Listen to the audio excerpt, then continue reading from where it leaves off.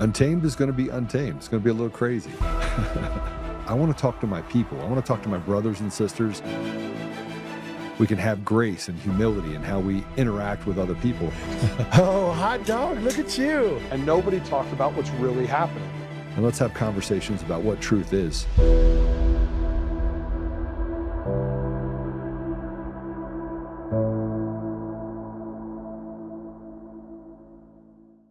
Seeing our country at 250 years gives me hope with the people standing up. My concern is, and as I watch this happening and everyone celebrating, is that I see these elections that are taking place in real time. You know, the Mondamis, the Virginia governor, Spanberger, and and then what's going on in California and Texas and Maine, just all over the country. And I know that the Democrats are going to cheat, and no one's really addressing the problem that I spent my time in prison as retribution for, and that was exposing the election machines that allow the votes to be flipped. So that's the thing that I really, as we're coming up to our 250-year anniversary, I'm joyful that we still have our liberty, but at the same time, I'm very concerned and burdened with why no one is talking about this.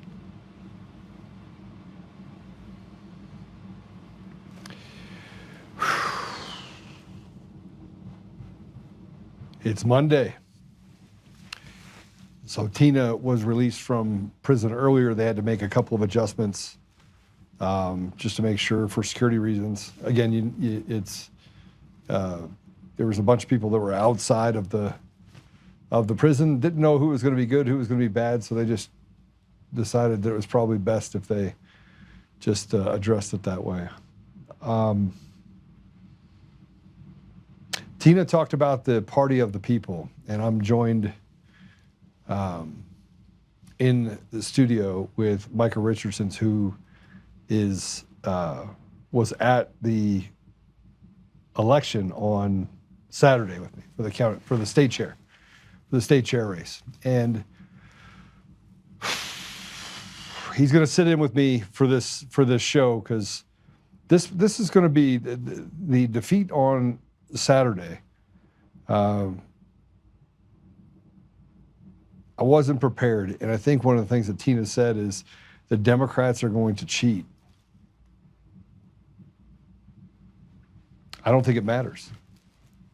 I think that the people that are inside the party, in large part, have no interest in the people. And I think that Tina Peters was in jail for over 600 days. And I think President Trump has tried to pass as much as he possibly could. But what you get is you get a bunch of people inside the process that want to serve themselves, don't want to serve the people. It's too risky. And so leading up to the race on Saturday, I kind of want to go through the things that I had to combat. One, you had people within our own party that decided lying about me was just party politics, and that was just okay. You had the hit piece by Victor Marks, you had the hit piece by Kyle Clark. Kyle Clark related to Boebert. And Lauren Boebert decided to go on TV on Friday very, very strategically. And if you guys don't know this, President Trump has come out and said that anyone needs to run around or run against this boxer rock. She's the one that ran away from CD3 and went into a different district because the people in that district felt that she had left them behind long ago. This is the same person that was caught inside of a theater vaping and being groped by some prominent Democrat. Well, that makes perfect sense, doesn't it? We have people that go to Washington that say they represent us, And in large part, nothing that we get out the other side, whether we're talking about a Republican state or a Democrat state, seems to favor the people. There is no party of the people. Later on in the show, I'm going to go through and I'm going to just give you I'm going to take you to school. I'm going to bring in a whiteboard and I'm going to show you exactly what I think is happening in our country that is like putting millstones on our chests. It's choking out the very essence of the American people. But I want to go back to Saturday. And just so you know, Craig Steiner, honorable guy. He won't be able to fix the party, but honorable guy. And we are going to lose just as big this year as we did in previous years in Colorado, because I think that's the goal. Lauren Boebert got on TV and with Kyle Clark, and she said that the state party's irrelevant. We just need to make the county parties healthy. What that tells you is that they don't want a healthy party. And of course, you had what happened on Saturday. I'm going to let Micah tell you what happened. I know that we have Mark that's going to be joining us as well. Let's bring Micah onto the thing, but let me just go through and just finish my thought on this. We have already found the fraud. We have found the fraud. We have found the fraudsters. We have found all the pieces related to what they did to the American people. We found it all. We've had it all for 5 years. And stolen elections were not just done by the Democrats, they were also perpetrated by the Republicans. I want to take you back to 2004 when Clinton Curtis testified in front of Congress, and he was commissioned inside of a Chinese company that was later found to be engaged in a series of acts of espionage.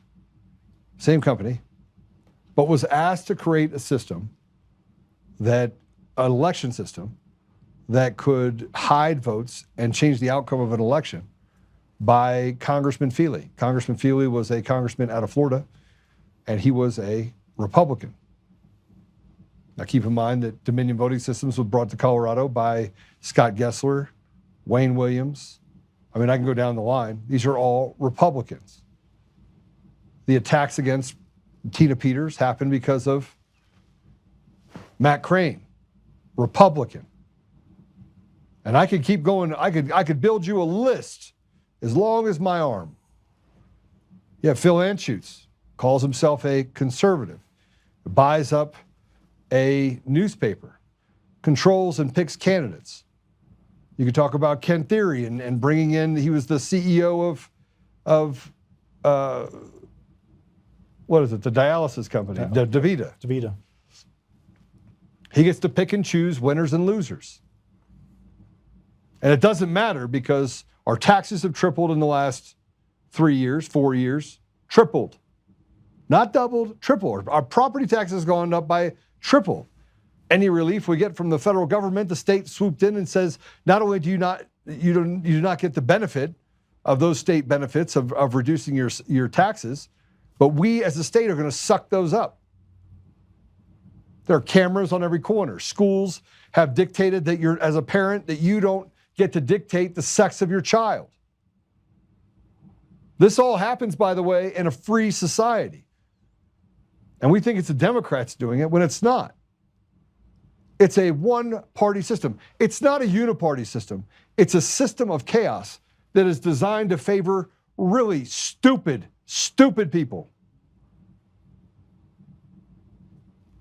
And I think about the last 6 years that I spent fighting. And it's a waste of my time. I find it's a colossal waste of my time. Saturday, I was not prepared for what went down. I wasn't prepared for the number of volunteers, blue badges as we call them, guests, that had proxy votes around their neck.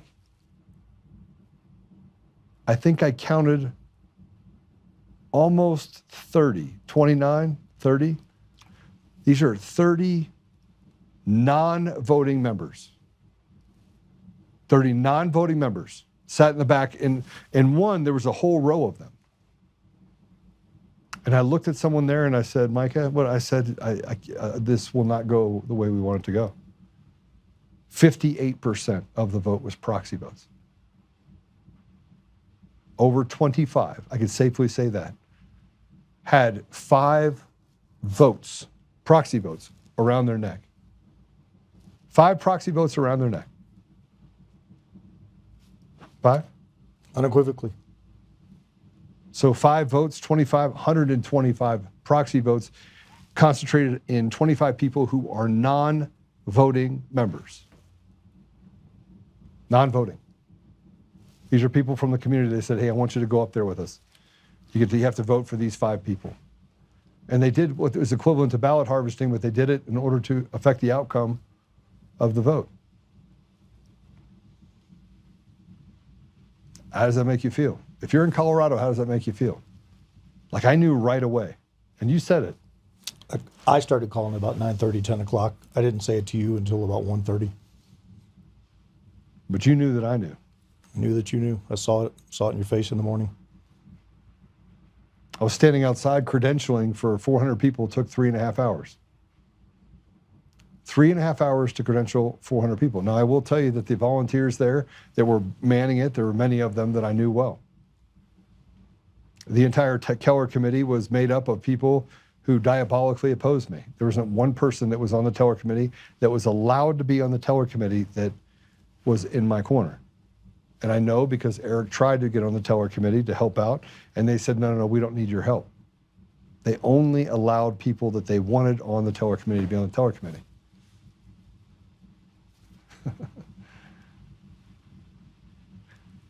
So I've fought for the last 6 years straight through. I've been slandered. I've been kicked. I've been sued. And I showed up there, and we had these straw polls. Can we set the tone on that for a second? Yeah, go ahead. So I think context matters because people will jump to conclusions and draw their own whatnots. We have a podcast, Daily Carry. Yeah. We invite everybody running essentially for office, gubernatorial, Senate, some local people, sheriff, whatnot. Come on. We have great sit-downs with everybody. Just the initial get to know the candidate interview. Joe was one of our interviews when you'd originally announced that you were running for governor. This is the first time Joe and I meet. So before anybody starts drawing links of you're doing this or you're doing that, I just want to set the tone. That's number one. Number two, over a period of several months, there's 3 different Q&As. There's one in Boulder, I believe one in Longmont, El Paso County area, where you went and you did essentially a forum, a debate with the other candidates for the GOP chair. Right. In each of those, I attended.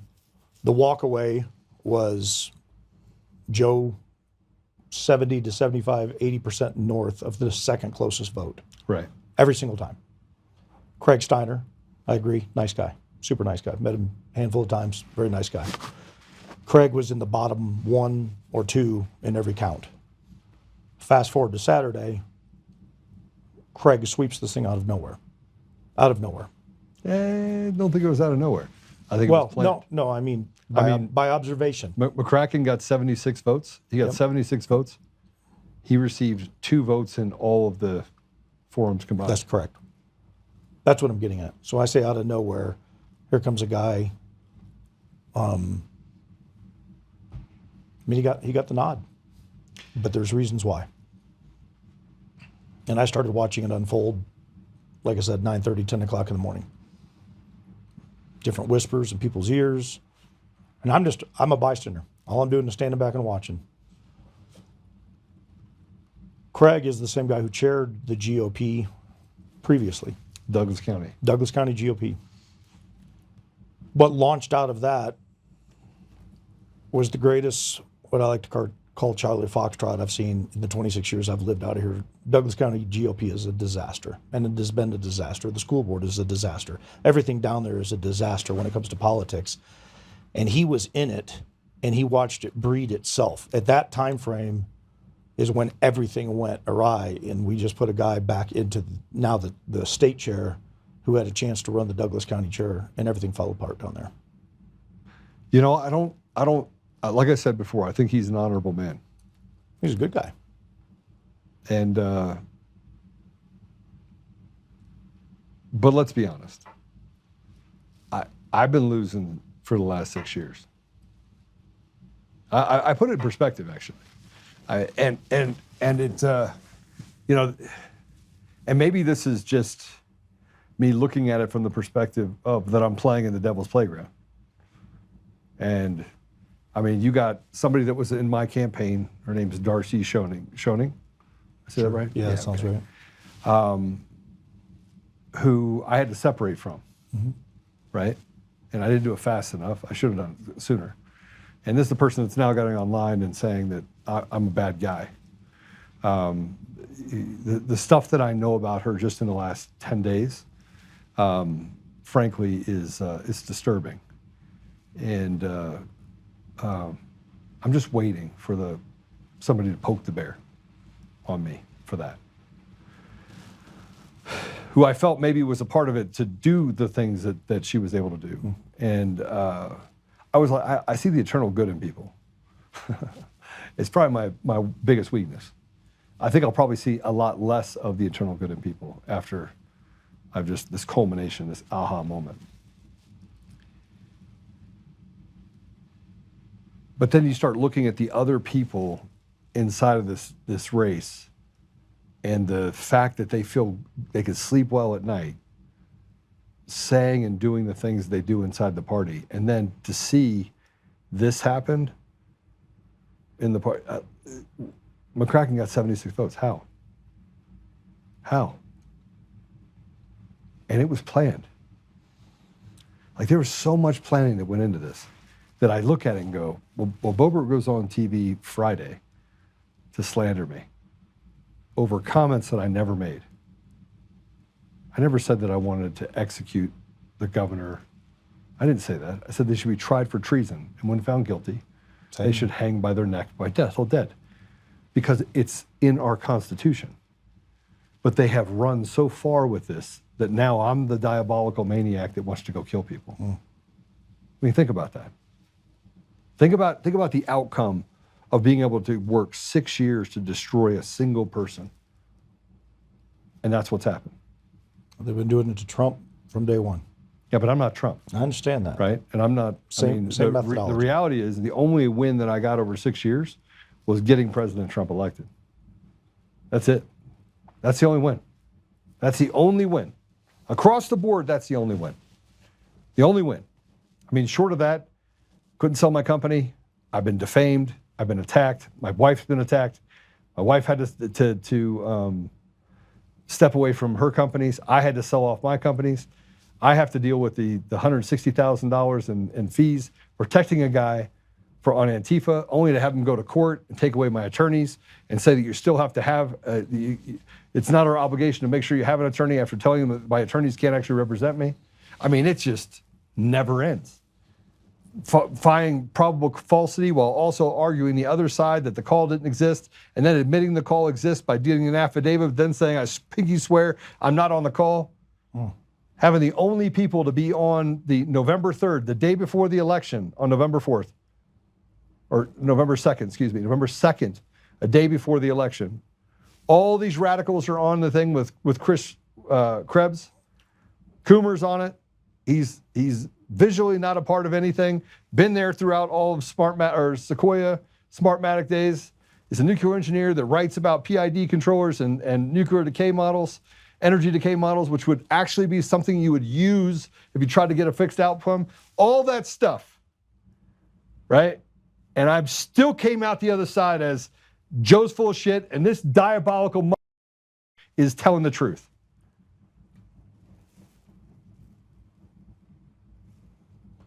I think people don't understand. You've talked about this a lot. I've seen so much from the outside in. But do you think people just don't understand, Joe? I mean, truly don't understand what goes into the process in the Dominion thing and exactly what happened with Coomer? I think there's just a lot of stupid people. And I think that it's so diabolical, and the CIA has their playbook. They've been running this playbook for as long as there's been time, right? Seek, destroy, wrap up smears, seek, destroy, repeat it over and over again, use the media to people. That's what I think. And I think that there's not another person in the entire country, sans President Trump, that has stood as firm and as focused as I have for 6 years. And I have all the battle wounds to prove it. Well, here's what I know. I watched Saturday. I watched the previous events. I'm not bitter at all, by the way. I sat, hey, look, I have been impartial. I sat in the middle of I've taken my punches in many directions for befriending you or going down and interviewing Victor Marx, and everybody wants to jump on somebody over something. What astonishes me, and part of the reason I was more than happy to sit down and talk about this stuff today, when President Trump came out and said the election was stolen, and everybody jumped on the bandwagon and said, yeah, you're full of crap, it's a conspiracy theory, you're just nuts. And then I've listened to him say it about you. We have a woman that went to jail here for finding fraud, who was just released today, trying to expose the truth. And everybody wants to lynch this 71-year-old gal out in the middle of the square. I cannot begin to wrap my head around the whys of why people will not dig into this stuff and figure it out. It's almost like you're just handing away your freedoms and your democracy. Astonishing isn't strong enough a word, and I'm not going to start dropping F-bombs, but I will tell you, Joe, I apologize. It irritates me. It irritates me beyond measure because everybody wants to get me mad at me for that. Everybody wants something for free, though, yeah. and everybody wants somebody else to do the work. So I'm sitting next to a guy right now. Here's what I will tell you about Joe, the Joe that I've learned to know. I've sat in a car with him for 6, 7, 8 hours, going from event to event to event. I'm watching him, listening to him, the conversations that he's having with people. Here's what people do. They call up and they go, hey, Joe, I need a hand on something. First thing Joe says, how can I help you? With zero embellishment, I think on one car ride, I counted 5 different phone calls where Joe said, how can I help? What do you need? I'm here for you. Over and over and over and over. I've been watching this happen for months. I got a buddy of mine who, it's his story to tell. I'm not going to share it all, but first thing Joe said, what can I do for you? He's been up here 2, 3 times now. Yeah, I think we got the problem mostly solved. And he had no reason to do anything. He's not doing a handout. It's not a buddy of a buddy. It's not a favorite. It's the heart of the man. Is he impassioned? He is. Is he salty? Yeah. Does he say things in a way I wouldn't always say him? Yeah. But here's what I will say. I would rather have one of him than 50 or 100 or 500 people telling me how important I am and blowing sunshine on my butt, playing me one side to the other. I've been on the other side of these things, and this stuff pisses me off. So I'm glad Tina Peters is out of jail right now. There's a lot of work to be done, but at the end of the day, the Colorado chair, and it's not because Craig Steiner's not a nice guy. I'll say it again, Craig, you're a nice guy. I just don't think you have the backbone for the job, and I don't think you're going to raise the money. That's just my take. But how it transpired, I got a phone call that said, "Can you give us a donor sheet?" And I said, "No." And they're like, "Why? You don't want to help the party?" I was like, after what I went through on Saturday, yeah. There's 100 different ways that they could have gone to me differently and said, "Hey, look, this is what we want." But you don't go to 3 events, Joe, and garner 3, 4, 5, 6, 7 votes where you're knocking down 35 and 40 in every event, and then come to the chair, and all of a sudden you're the front runner. No, nobody even heard your message. I sat there and watched. I was impartial. I listened. I put my truck videos out on these things. I said, hey, here's my observation. I got no dog in this fight. I'm watching this thing. Other than I'm a Colorado resident, I want the best for the party. And it just drove me crazy sitting there because, like I said, right around 9:30, 10, I started watching the games getting played. And then I'm watching these people walk around with all these proxy badges. And I will say this, I don't think that I don't think there was anything illegitimate in the count as far as like malfeasance up on the table. I think the counts were legitimate. I think it's how they got there was illegitimate. That's what bothered me. And they're like, oh yeah, next thing they're going to say is a stolen election. It doesn't matter to me. It doesn't matter to me. There has to be, in my opinion, there has to be integrity in how we do things, right? There has to be, the people's voice has to be heard. That's what the whole system is designed to do, right? And that's not what happened. Yeah, but this isn't. That's not what happened. This isn't. I'm going to make sure.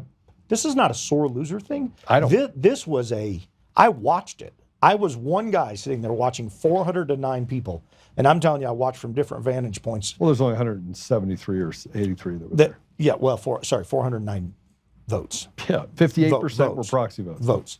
Yeah. So apologies. Let me correct that. 409 votes. But I watched these people milling around, and I watched what was going on.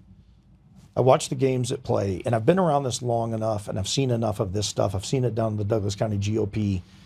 We have one person down there's run for every office there is, I think, and it's just one of the most vile people I've ever met in my life. That person was on Craig Steiner's watch and never got reined in. And that's the kind of problem that we have. That's why people don't like Republicans. They don't like the GOP. The infighting, the cheating, all the stuff that goes on. Today It's ridiculous. I go, you're just not going to be able to fix it because nobody has an appetite for it. We have Mark Cook that's on here with us. I just want to bring him in because maybe he can shed some light in this and we can get back into this, because I do want to make sure that I go through this modeling too, that I think is super important. But Mark, welcome to the show, bro. Howdy. Good to be here. How you been, man? Where are you at? I'm in Connecticut. Getting ready to actually head to Rhode Island here a little bit later today. Yeah. Is this your first time meeting Yeah, Micah? I've watched many times. Mark? Good to see you, Mark. Micah. Me too. Me too. Well, you got to hear a little bit about what I had to say. Yeah. I'm sorry. The whole thing's rigged from top to bottom, and we see that all the time. But at least, hey, we're exposing it all. That's good. By the way, you said it, that fight you've been in for 6 years is not worth your time, Joe. You have educated so many people. You have opened so many people's eyes. You have given so many people such encouragement. And your passion did all that. And you kept people in the fight. So it was not for nothing. And we still have a long way to go. We just got a little bit of a good win today.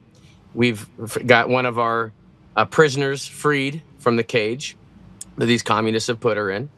And I think we're just reaching the top part of this mountain we've all been climbing up. Imagine you're in a semi-truck, it's got an icy hill, and we're cruising up this mountain. We're almost to the top. This is not when we take our foot off the gas, because that's when we slide back and crash. So what we need to do is keep our foot steady on the gas, because we are just going to round this here pretty soon. You're a systems person. This is just work determining how the system works. And the system is nasty, and it screws all of us. The parties are all corrupt. Our government's corrupt. Federal government, state government, local, all of it. But we know exactly what we need to do to fix it. Yeah. Which is run our own elections. Yeah, as soon as we run our own elections, we're good. And there have been a lot of people that need to remove their head from their butt. I'll use different words than you did, but I get what you're saying. We got this, man. We got it. Yeah, I got to tell you though, man, I've never been more in a place where I'm getting off the bus than I am right now. I feel completely. It's hard when your own party attacks you the way they attacked me. I mean, they're not your party though. Yeah, I mean, they are a facade of a party. You got Lauren Boebert, and you got the Gabe Evans crew, and you got people that smile to my face and then say shit behind the thing. And look, I'm just. It was hard to swallow. You saw me on Saturday night. Like I did. I said I wouldn't have a drink till Tina got out. I broke that. I had a drink. I had a drink Saturday night because you couldn't wait. You couldn't wait 2 days.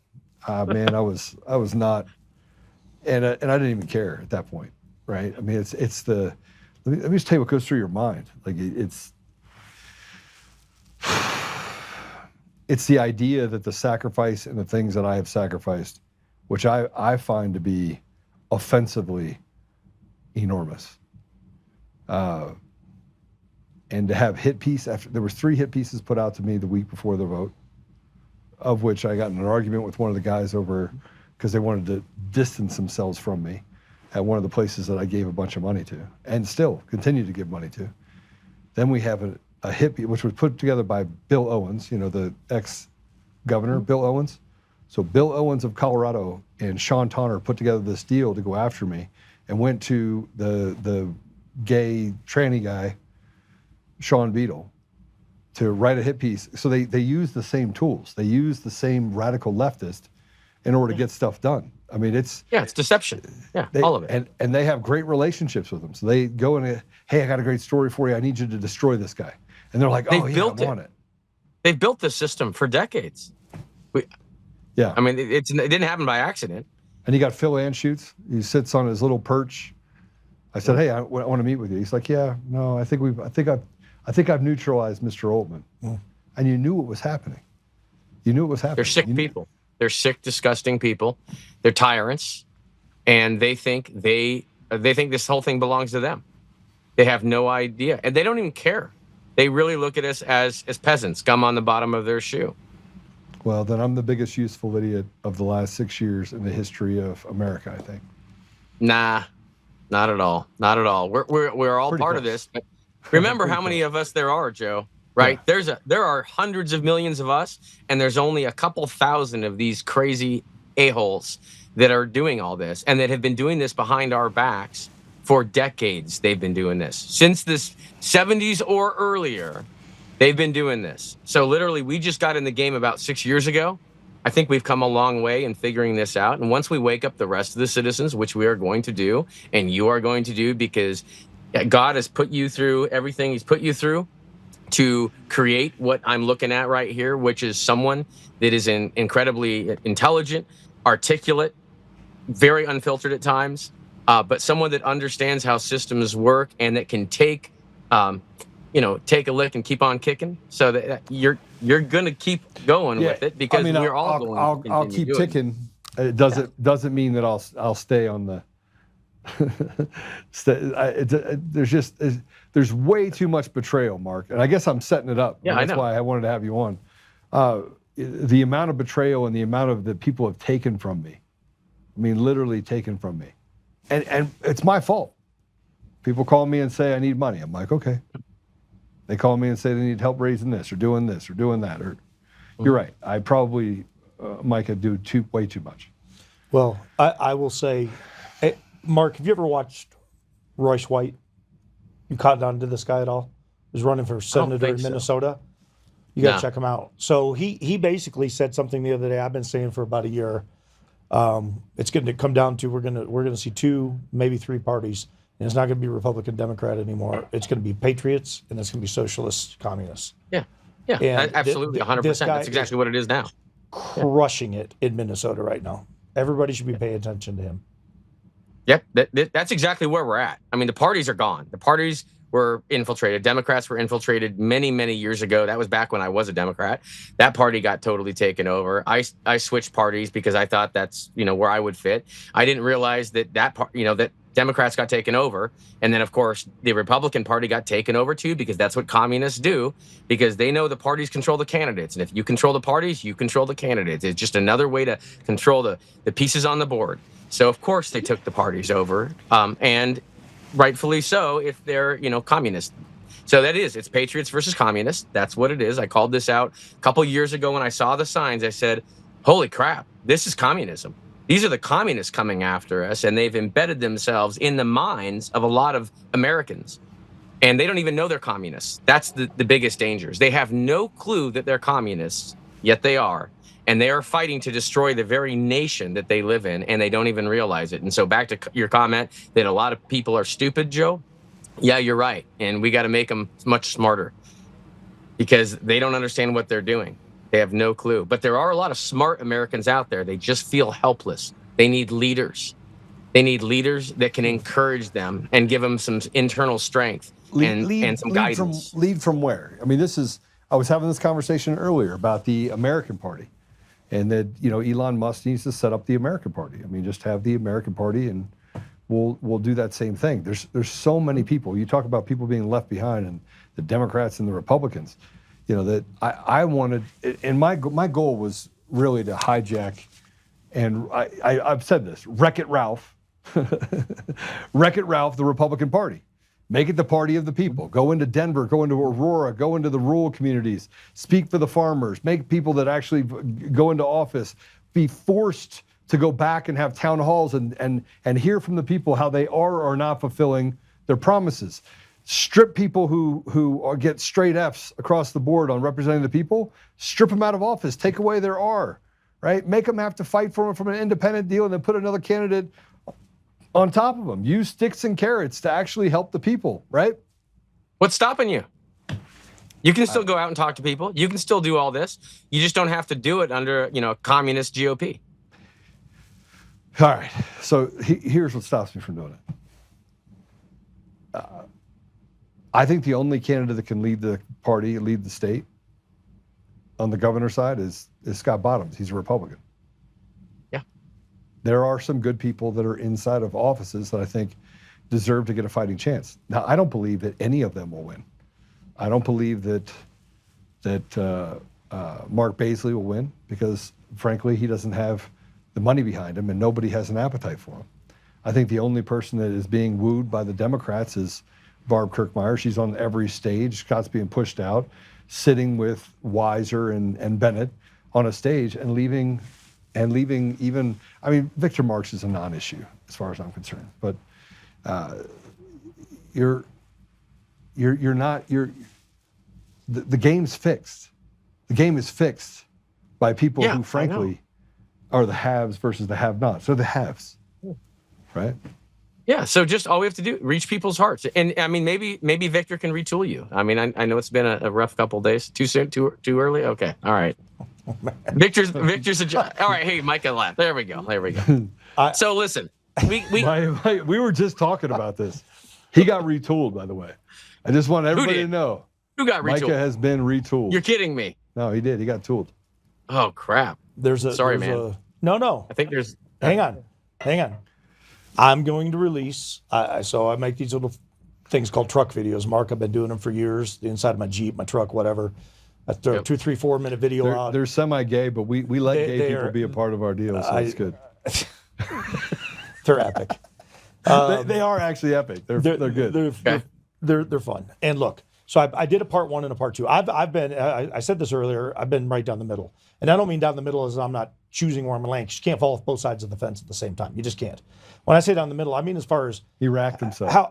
As far as how I treat people. I'm much like Joe. I believe in a big heart, and I sometimes I overextend and I give too much. But at the end of the day, we've had every gubernatorial senate, just about every candidate we could get on to our podcast on, and they were all great. They were all nice. Everybody was great. That was a get to know you crowd. I said this earlier in the podcast. I'm repeating it back to you. We did a second podcast with Victor. Victor was the first one of the 3 gubernatorial candidates that are going to move forth. Barb, Scott, Victor. Victor was the first one. He invited us down to his place. We spent 5 hours with the guy. They were kind, they were nice, they were inviting, they were warm, they were welcoming. There were a couple little one-off moments that I'm not going to share on this podcast because I'm going to put it out on my truck video. But I am going to say I did do a retooling prayer. I know everybody and their brother wants to hear about it. I will, in my own way, share because I want people to understand exactly what is being done out there. But I'm going to be very intentional about it. I'm going to be very fair about it. I will never be unfair to somebody, but I absolutely unequivocally am going to tell the truth. And there's some people who ain't going to like it. They ain't going to like it, Mark. Yep. And this is, by the way, post retooling. So I just want to be very clear that a lot of things could be happening. I'm just messing with you. It's all good. He gave me the stink eye look. Like, It's all like, good. don't give me that stink eye look. The retooler. No, Micah and I over the last couple of months have built a strong friendship, and frankly, I don't have to. He doesn't. He agreed. Watch the truck. We'll probably play it on the video. We'll play it. Yeah. We'll have it out at some point. But I will say this. Micah did a. Can I at least talk about the Glocks in the overseas? Sure. You can talk about whatever you want to talk about. What's your gun? It's of choice when you're overseas. Look, that's a podcast that's aired, so you can talk about it all you want. Okay. All right. So listen, Victor Marx, Mark. It was funny. He's asked the question, like, what's your go-to, right? Victor Marx's go-to for personal defense, and he said, well, either here or overseas or something like that. He says it's easier to get, as you know, it's easier to get Glocks overseas, and he was talking about at the time, I believe, Haiti. And I just thought you can't get Glocks overseas. I just thought to myself that was actually really funny. And he did not say, but something Haiti Turkish. is not overseas. It's not. Here's what you get when you're overseas. It's Turkish, Yep. almost unequivocally Turkish, right? You have some Russian guns in there. You got some German stuff that's in there. It's going to be Turkish. You know what you don't have? Glocks. Lux, There are no are you Glocks. saying that Victor Because was lying? he said command, so he's not talking about Haiti. Because by the way, you're not getting guns in Haiti. He tried. So I think you're insinuating that Victor may have lied for the first time ever. I may be insinuating that the guy literally does not know what the truth is. And then he sat down for an interview and said, well, how many people did you kill? And he couldn't answer the question. He's bragged about killing people. No, yeah, he's a joke. Here's the man whose entire persona is about killing people. Anyway, Mike has got to do his own trucker video on this one because on his side. But when he said Glocks overseas, I was like, Yeah. that's what caught me. As a guy that worked overseas in the Middle East and Africa, right, in places where you'd have combat areas, you're not going to find a Glock. it's not going to happen.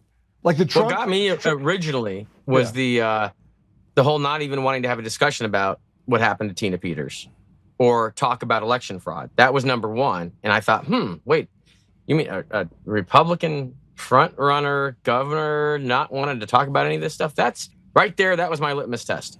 And then, of course, he just got more entertaining as time went on. And then, of course, the most fun is cutting off a cat's head at 3 years old, severing the head off and then wearing the carcass as he was tied to a bed, at 3 years old and vivid memory. I mean, the guy is, I guess I have a good eye, but I kind of knew right away the guy's full of shit. But he's going to be a fun one to expose, for sure. And I have no problem doing it. The whole thing's rigged. He was clearly put in place to make a fool of Republicans, and they intended to make a fool of Republicans leading up to the election, to the midterms. And but unfortunately, he's not he got a gonna little do the caught debate. early. And now he's not going to do the course debate not. with Kyle Clark, right? No, As of course not. tomorrow? Is that? Well, he did. So he put out. a questionnaire, right? of some Yeah, sort? he basically did a crowdfunding type Q&A. Should I debate? And I think it was something like 92% of his following, his constituents. He said, "Yeah, you should debate." So if he pulls out of this one, I'd say he's done. He's done anyway. Yeah, but this is a death knell in the coffin if you do that. He's the guy running around saying, "I told you I would debate." The first thing he said after Candace, and I couldn't believe it. Look, Victor, I really wanted to like you. I really, really did. I swear I did. I thought maybe you're different. Maybe this is what the party needs. It needs some rejuvenation. Yeah. It just floored me when he came out when the Candace interview was over and he said, "See, I told you I would debate somebody." I'm like, that's not a debate. He's That's not. You're not No, sitting that there was a slaughter. debating. That was but a it wasn't total. It's not a it was debate an at all, though, exposure. Mark. You're not sitting next to another candidate having somebody ask both of you questions. You have somebody interviewing you. No, the That's guy's not not a very debate. smart. He's an idiot. He's a total moron. He's not the brains behind any of this. His people are. That's why he keeps saying we, because other people are putting him up to this. He's a tool. He's a tool that tools. He's a tool. He's a tool that retools. Retools. Yes, he retools. But here's the thing that I can say. He drives people to a place where they want to hurt him. Well, he's crazy. He's a psychopath. So sometimes that makes people uncomfortable to be around psychopaths. I get that. No. I'm talking about his brother-in-law, right? So his wife's brother. I can't keep up with it. All right, so tried to kill him, supposedly shoot him, right? Yeah. And then his He's a victim. family members. Look, I just got a phone call from one of his family members that hopefully doesn't remain nameless, but they may come out. And they said, "Hey, Mr. Oltmann, I just want to reach out to you and tell you that Victor had a very good childhood." And I went, "Who are you again?" And they're like, "Yeah, we put up with this for years, like this persona." He's a con artist completely. And he's definitely not doing this alone. He's got people behind him, and they've been using him for People get mad at decades. me for saying this. Like, Joe, Yeah, they've been stay out using of him it, for man. decades. Look at what else he's done. Look at the positions he's been put in. Look at Look at his network. Identify his network, and you'll know exactly what it all ties into. Mark, I go back to law enforcement days, I've worked my share of stuff, including many homicides, both on the medic side, the law enforcement side, the ER side back in the day. People get brought in. I mean, you see a lot. And I sat down and I watched the Candace interview. And I don't go far with this. I don't want to rabbit trail, but I'm really hemmed up on something. And Candace was hemmed up on it. And despite what the world thinks about Candace right now and all the stuff that's going on, she made one point that I couldn't get past. And then I listened to it and I definitely couldn't get past it. So I called a buddy of mine who's a coroner. He's done like 2,200 autopsies. And I said, what would it take to have a 3-year-old have the physical capability to be able to cut off a cat's head? 1, understanding what you're doing. 2, the strength to do it. 3, to be able to hold it. And 4, to be able to get through the vertebrae of a cat. And he said, impossible. Unequivocally impossible. He goes, do you know what kind of saws we use to cut through human bone? What kind of knife did he use? The first question he asked, what kind of knife? I said, I don't know. Victor didn't say. But like, that whole thing is just disturbing to me. Because if that's something that you're standing on as truth, and that thing ends up being a fallacy, and I think it is, then everything is a wash. It's totally a lie. Garbage. Yeah. Yeah. I just can't see a 3-year-old child sitting there doing that. A 3-year-old child does not have enough Wouldn't have the muscle capability. strength to do it. Absolutely. I mean, look, I was strong as an ox at 3. No, you weren't. Semi-retarded. Yes, I was. I could have cut a cat's head off. You could not have. But I love cats. With so a bone saw, maybe. So I wouldn't cut a cat's head off because I like cats. People were like, you don't like cats? Yeah, I like cats. I like cats. I like dogs. Dogs like me. I just want to go on the record and say I'm with Candace on that one. I just don't buy it. I'm sorry, I don't buy it. Now, I will say this, Mark. It's a total lie. It is, but I can't prove that it is. How do you pick that as the lie, though? I mean, let's be honest. Because he is a crazy psychopath. Okay? So you wake up in the morning, you're like this. I have the perfect story. You roll over to your wife and you're like, look, we're going to tell the world that I killed a cat at 3 years old, and then I wore it around like a toupee, and then I walked around like Goodwill Hunting.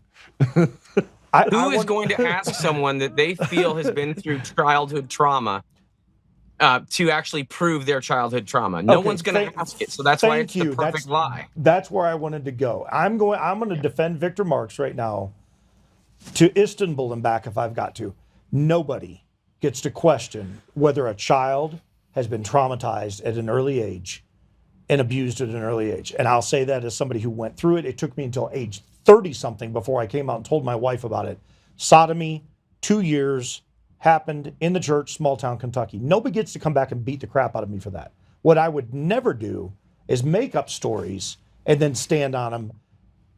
And that one is did he kill a guy at age 7? Maybe. I don't know. Maybe that one's true. But age 3, as a medic, somebody who's been through their share of working scenes, I can just tell you, I've never seen or heard of anything like that. And I don't think a child has physical strength to do something like that, much less the comprehension of what they're doing, much less the ability to get through a bone. And what kind of knife was it? Like, that really bothered me. You made me do it. What do you hand you? A pocket knife? A foldable? A bone saw? Like, it makes no sense. I'm sorry, it just makes no sense. Of course, because it doesn't make sense, because it's ridiculous. Because it's a ridiculous lie. That's why it does not make sense.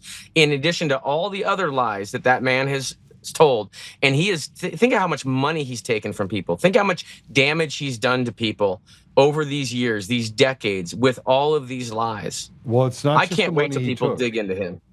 It's not just the money he took; it's the money he took from others. Yeah, that could have been used for good. Yeah, and the fact that he subverted that and aided himself.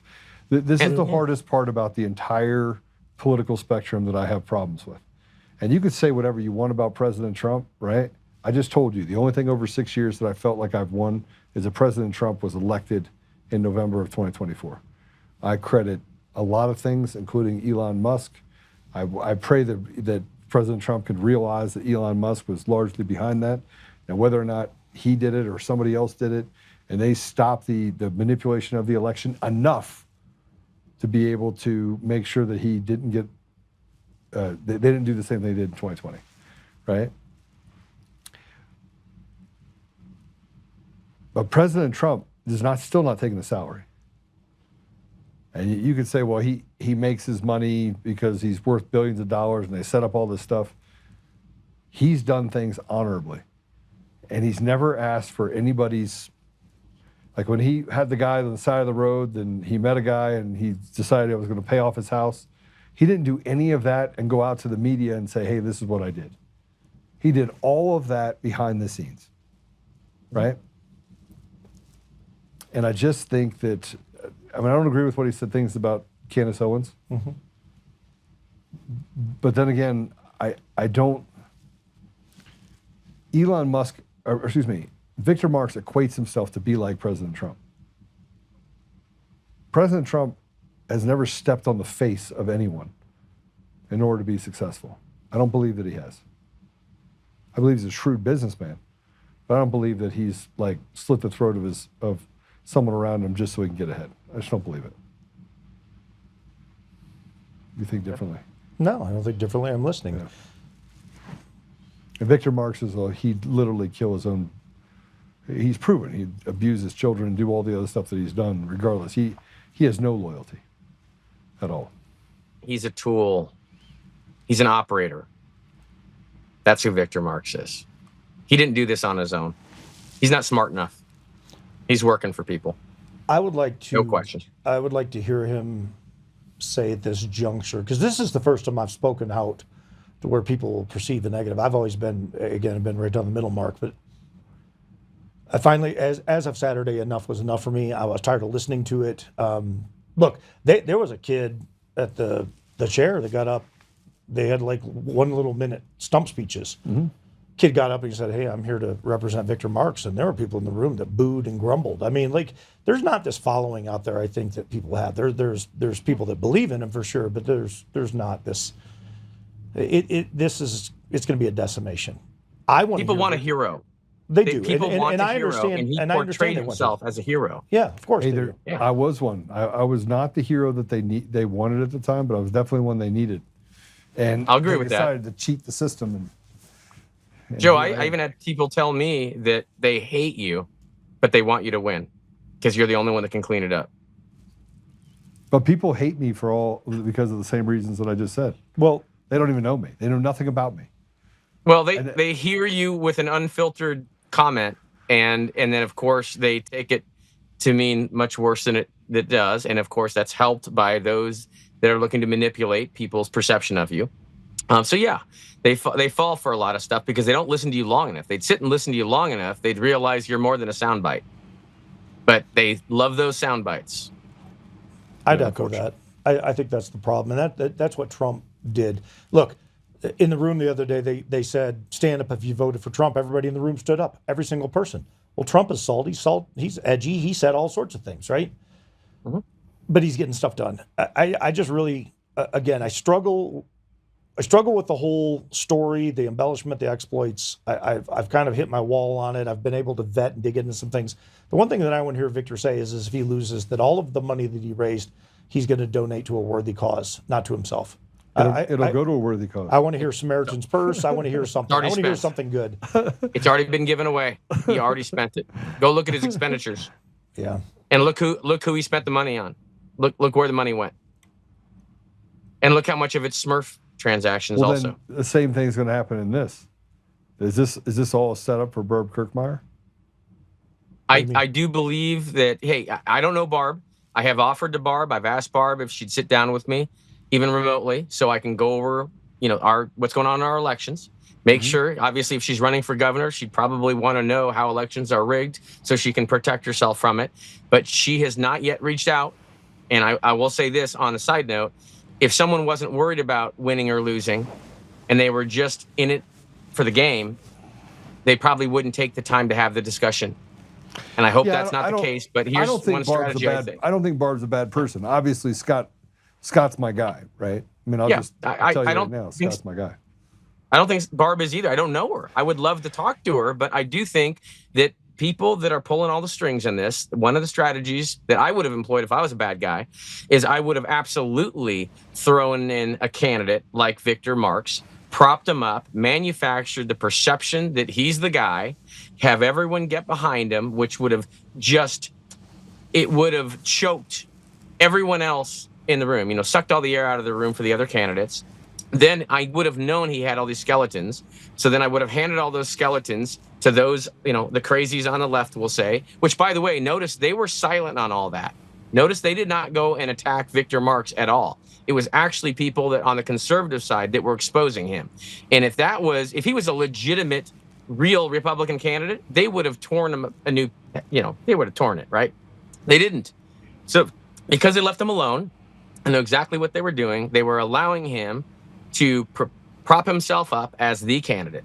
Then once everyone was focused on him, they were going to let him get past midterms, and then they were going to throw all the skeletons out there for everyone to see, and then that is going to be how they would convince Colorado. That's why another Democrat won governor, because there's no way anyone could have voted for him now knowing all of this stuff. So they had it in their back pocket, and unfortunately for them, we fired a little bit early on it and exposed him much, much earlier than they expected and that they wanted. And so now it's basically Barb and Scott. And if anyone does vote for Victor, everyone will know it's totally rigged, completely rigged. So now it's up to the two real candidates to actually put on a good ground game and let everyone see who they really are and choose who would be best for that job. And it's very possible we may have a fair election. We don't know what's going to happen here. And so if we have a fair election, we might end up with a Republican governor. So no one needs to be given up at this moment. This is when we actually shift into the next gear and step on the accelerator here. So I would agree. I would agree with what he's saying. I have no pushback. Yeah. But I think this is the part that just my biggest part of trepidation is that you said we might have a free and fair election. Short of getting rid of mail-in ballots, this whole idea that we can create some sort of, here's our biggest problem. You ready? There is no chain of custody, and they literally have had no accountability or consequences for bad behavior. So even if they say, all right, Mr. President, you have an executive order out there that says we have to have fully trackable ballots, it doesn't mean that they're going to be fully trackable ballots. Does that make sense? No, they're going to cheat. They're going to cheat every which way they can. Both So what we're going to have to do is we have to outvote the cheat. We got to make it too big to rig. And we have to, basically what that means is we got to make the illusion too big to pull off. And we can do that. No one can stop us, but we have to have a ground game. If we don't have a ground game, then the illusion they put up is going to be what sticks with people. All right, so let's say that you're right. Let's say what you're saying is right. I'm always right. Spanberger. You know that about me. Come on. Spanberger. CIA becomes the governor of Virginia against a black woman and wins handedly. So the people of Virginia would rather have a CIA agent than a community leader that has served the people honorably for decades. They stole that election that so election badly. was rigged. Oh, Yeah. And all the down ballot elections were rigged. Yeah. Right? And That's what happens if we don't fix elections. This is what we're going to see. This is our future. They could see it. Of course. I mean, it doesn't even make sense to me. But you're never going to do it until you get rid of mail-in ballot. I mean, mail-in ballot. Mail-in ballots. Go Early back voting. to Colorado. Go back to Early Colorado. voting and mail-in ballots. Got to go. Got to go. Go into mail-in ballots when they start in Colorado, and look what's happened since mail-in ballots. Of course. And you have to Show go me. you got to go hand count as well, because they are absolutely manipulating the votes. There's vote flipping going on inside the machines, and I don't give an F what people think. I have the proof. We have the proof. So it's not up for debate. It's not up, show me the evidence. We got all the evidence. We got plenty of it. And anyone that truly doesn't think it's happening, please, by all means, feel free to reach out and I'll walk you right through it. Anyone with a couple brain cells, once you know how to look at it, you can see it. So we know what they're doing. Mail-in ballots, early voting, and manipulating in the machine. Of course, election night reporting is the last step. But we can fix the election night reporting part.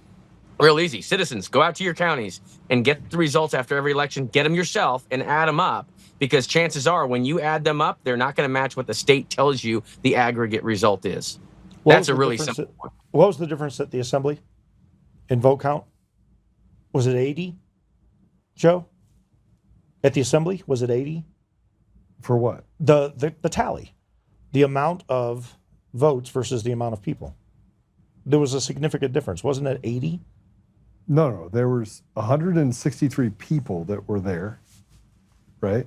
I think, or 100, and there was 225 or 235 proxies. No, I'm talking about the assembly. The state assembly. vote. When we were at the assembly, there was the number 80 stands out in my head 100%. They were off by 80. Yes. Because they said, we want to film the room. And if you would have taken those away from Marks, he wouldn't have qualified. He wouldn't have. That's exactly right.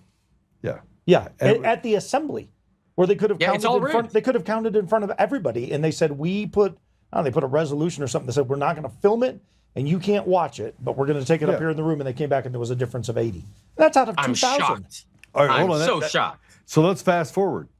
The head teller person at the state chair deal kicked my observer out from observing. Oh, from up top? Yeah. Yeah, kicked him out. Perfectly good system. Hey, they've been doing this for a long time. They've nearly perfected it. And I don't know if you noticed what I threw out last night at about midnight, but it's going to piss off a whole lot of people because I put their playbook out.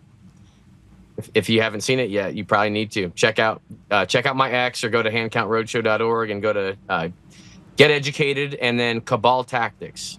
So I published it. It's rocking pretty good. I'm almost at 250,000 views since this morning. All right. And it's pretty serious. And people are going to be really those that have been manipulating our guys, elections. find it on X, please, and put it up. All right. Yeah. So let's. I want to go through some of the things that and Mark, how much time do we have you for? Well, I'm supposed to be somewhere. It's going to take me an hour to get there. I was supposed to be there 30 minutes ago, but all right, I'm okay. Well, yeah, I want to keep you on for a few more minutes so I can go through some stuff. Okay. Can you go up on the block, please? Yeah, there you go. Now, skip past the Kash Patel's girlfriend deal.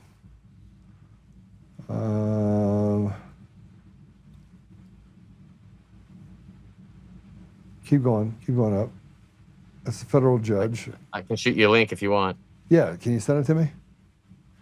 Yeah, but I want to play this. Why don't you send it over to me right now? I'll send it to them. I want to. It's in the chat. So one of the issues that I have is that no one is held accountable inside the government. Correct. And I'm going to do this whole model. I have a whiteboard. Guys, I'm going to take everybody to school today. We're going to go to school, right? You've seen me do this, right? I'm putting a seatbelt on. This is a senior CIA officer, okay, making $120,000 a year, $150,000 a year, right? Sent. I'm going to let you guys see this video really quick, and then we're going to come back to Mark's deal. I mean, see this. Just check out this video. This is cut 5. Let's put this up there. This is a CIA, $150,000 a year. Play it. A former CIA senior officer is accused of secretly stashing 300 gold bars in his house that he brushed off as work-related expenses, according to court documents, and 2 people familiar with his employment history. Julia Ainsley is joining us now at this exclusive reporting. Sorry, Julia. What?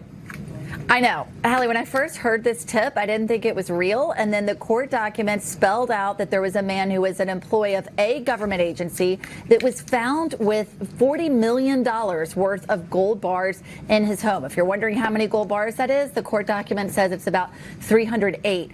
What my team here at NBC News, Dan DeLuce and Gary Grumbach and I found is that that man was not just an employee of any agency. He was a high-level official with top secret clearance in the CIA, and that he not only lied about what he was doing with this money, but that allegedly he also lied about his background, said that he graduated from a college he did not attend, that he went to a graduate school he did not attend, and that he had a pilot's license that the FAA said he did not have. So he was arrested last week, and he is now in detention facing these charges of lying about his background and perhaps knowingly embezzling American taxpayers' money. I want to read you a statement we just got in from the CIA saying that after a CIA internal investigation identified potential violations of the law, CIA Director John Ratcliffe referred the information to the FBI for a law enforcement investigation.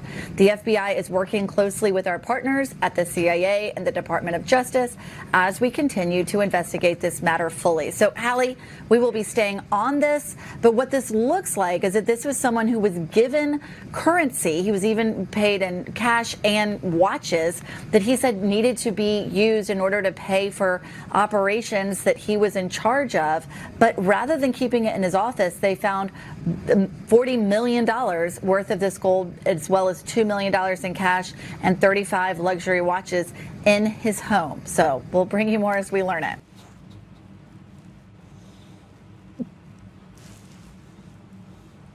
Did he also admit to cutting a cat's head off at like 4 years old? $40 million in gold bars. How does one ascertain a gold bar? That's easy. Is it? Yeah. Okay. Yeah. Super easy, actually. Above my pay grade. Did he get $40 million of gold bars, though? Making 150 grand a year. So the CIA said they referred being it a to the CIA FBI. agent might have helped. Maybe. You see what I mean? The CIA agent, and then he didn't go to a school, and then he went to another school, and then you see what's happening here? Of course. And then the CIA basically disavows him and says that they're not his guy, and they send it to the FBI to investigate. I think he just goes away. Huh? Magically just goes away. Yeah. Like everything else. It's just, it doesn't. Don't make worry, any that money sense came to from me. you, Joe. Huh? Of course it does. It's rigged. Criminals have taken over our nation by subverting our election system. They took over our elections years ago, sold us stuff under the false pretenses. People bought it under thinking it would be convenient, and they were able to manipulate the results, and they've embedded themselves in every aspect of our society. And of course, our intelligence agencies are, of course, the ones behind all of this. It's rotten, the whole thing. How do you feel about that? Well, I mean, coming from a law enforcement background, anytime I hear corruption within the But it's not corruption. This is normal. It's not normal. I would push back. I don't think this is normal. I think these are anomalies and they're isolated. Is it a continual thing? Yeah, but it's to me it's one-offs all the time. They keep manifesting and growing, and that's why it's going to be covered, because the first thing I thought of was Epstein. I can't stand when a law enforcement agent, officer, PD, SWAT, I don't care who they are, city, county, state, federal, when they abuse the color of authority, kind of like Pelosi does with her investment capital on her $175 a year or whatever she makes, and she's worth, $400 million. Yeah. It beyond infuriates me. I have said, Mark, I mean, we don't know each other, but about every other day on our podcast, I said, I'll tell you what will turn around our criminal justice system. Feckless leaders that we have in the DA's office and judges that are just giving high fives to pedophiles going out the door. We need to pass law in every state that judges can be held to account, punitive damages to victims' families. You hand slap a guy, he goes out the door, commits another crime, that family becomes a victim, that judge can be sued for $1 million. Immediately. How are you going to pass a law? Civil How are you going to pass a All right. So with an election system that we don't have control of? This is I the understand problem. that, but I'm trying to give an answer to something, because to me, once the judges are held to account, then the criminals have been held to account. Because a judge, I remember in Colorado when they passed the law, and I'm glad they did. They said, hey, look, cops do not have immunity. If they do something wrong, be violated, they can go to jail. Absolutely, they should. So should judges. Okay, so check this out. Mark, I got to keep you for another 15 minutes while I do this diagram. You got to stay with me. Can you? All right. 10 minutes? 15 minutes? Yeah. I just want you to see it so you can see how my brain works, right? I know how your brain works. I'll rush through it, but I want you to understand why the people in this country, Democrats, Republicans, Independents, it doesn't matter. It doesn't matter what party you're in, that you're absolutely right now a slave. And that the system right now, that 40 bars, by the way, or $40 million in bars, I'm going to tell you why it's not anomalous. Getting $40 million in gold, you're on a list right when you get to about 1.5 million, right? There are requirements for how much gold you can actually hold, right? They know. You don't get to a place where you have $40 million in gold in big bars. Well, that was my question. How do you get that? Well, you can go to a smelter, a gold smelter, and buy a bar. No, I understand the investment side. I'm saying, how do you get to that level? That I $40 million level. You don't. That's what I'm saying. Yeah. You do not get $40 million in gold unless you are connected to the CIA. Do you know what KYE means? Would you just KYE? KYE. Know your enemy. Yeah. Okay?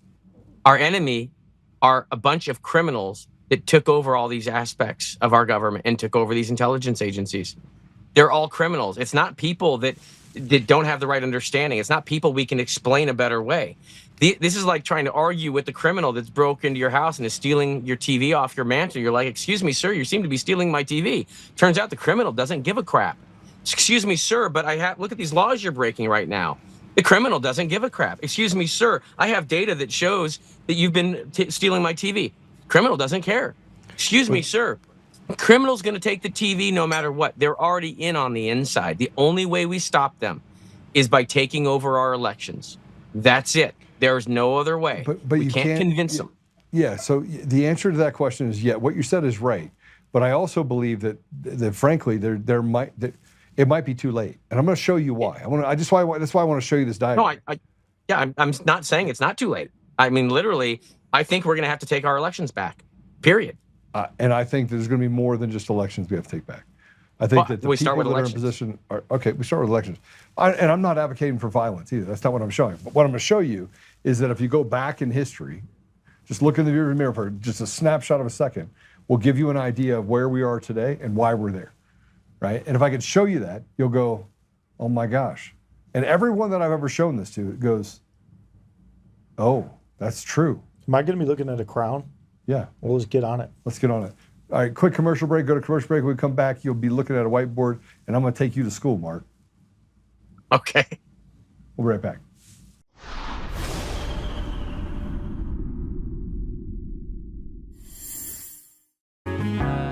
Oh, hi. I almost didn't see you there.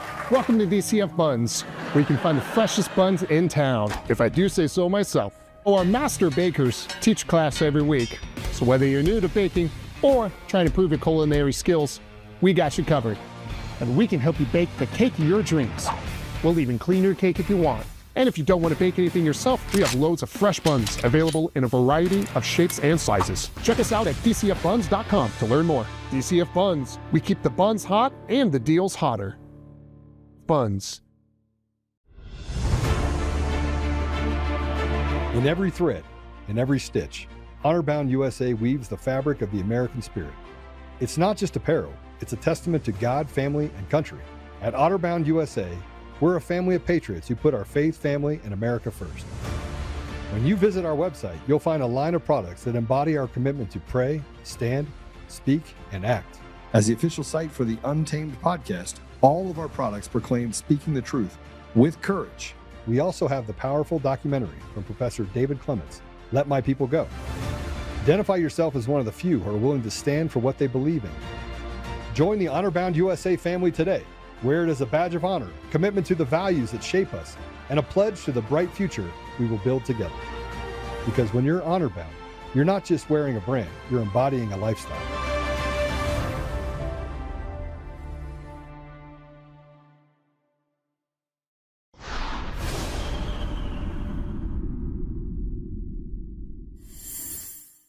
In a democracy, if a majority should develop hatred for all blue-eyed babies and order them eliminated, the babies could be legally executed because whatever a majority wants at any given moment is supreme law of the land in a democracy.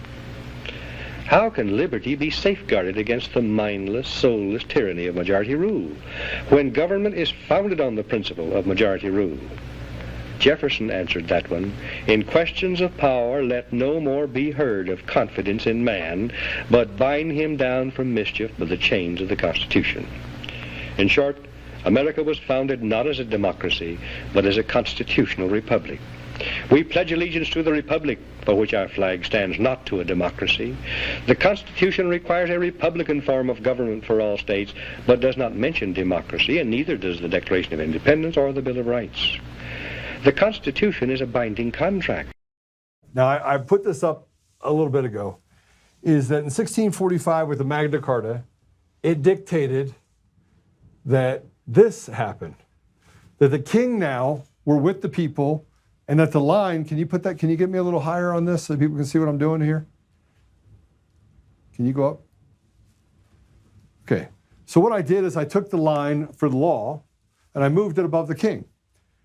That's where you get the saying that nothing is above the law, right? Now, Okay. so that happened in 1645. It established some rules because the noblemen were upset over the fact that the king could act with impunity and do whatever he wanted, and that there were no sorts of checks and balances. So the words checks and balances came in the late 1600s. Okay, they wanted to make sure that different people in different positions were held accountable. It created what is known as the redress of grievances. Okay? Fast forward. Okay. Instead of having a king, Instead of having a king, I'm going to replace something for you real quick, even though they say that we have a king. So in the United States, they wrote the Constitution. The Constitution was, what's that? Okay. We had the executive branch, right? The judicial branch, and we had the legislative branch, right? Yep. And still, nobody is above the law, right? Is that a true statement? And the way that the Constitution was written, the Bill of Rights, the Declaration of Independence, everything shows that no one is above the law. Correct? Okay. And the people are down here, right, just below it, and this is representative government. So the people then elect, either by directly or indirectly, elect the people that are in these positions. The executive branch appoints the judiciary, and you can look at this as two, that you have the federal government, and then below it you have all the different pieces and parts, which are all the state governments. Make sense? Mm-hmm. Everybody follow me? Give me comments over here just so I can understand what people are saying. Or can you give me comments on the board, please? Okay.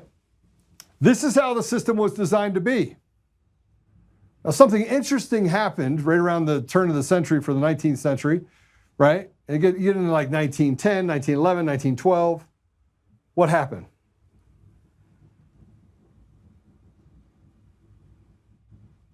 They started to do this thing called immunity. I spelled that wrong? It's one M, right? Immunity. Right? 2 or 1? Is it 1 or 2? Oh, I thought it was 2. I was right the first time. All All right. So you got this immunity. Is the executive branch immune from prosecution for the most part? Do they have qualified immunity? Supposed to. Yes. Yeah. So they have immunity. Does the judiciary have immunity? Judges have immunity. Yeah. Yep. So they got immunity. And the legislators, do they have immunity? Yep. Are you allowed to inside trademark? No, I'm not allowed to, but I'm just a peasant. Are they allowed to inside trade? Oh, they always do. Yeah, of course. All right. Not every one of them, but yes. All right. And the people are supposed to elect these. So the only way you get to a place where the system does not work is when it's not for, and by the people, right? That means the people are not representative of the people in these positions. Now, it has to happen over time. It's not a mistake that they said, we can fix some elections and get some stuff done, move a little bit of the sauce around, right? But here's what happens when you create immunity. What else did we create immunity to? Who else is immune? Is pharma immune? Mm-hmm. So big pharma is immune. Okay. Mm-hmm. Pseudo-government agencies. Yep. SGAs. The unelected branch, yes. So do they have immunity? Yeah. Okay. Yeah. Does defense contractors? Everyone's got immunity except for the peasants, yes. All right. Yep. Does the media have immunity Of course. Okay, when did the media get immunity?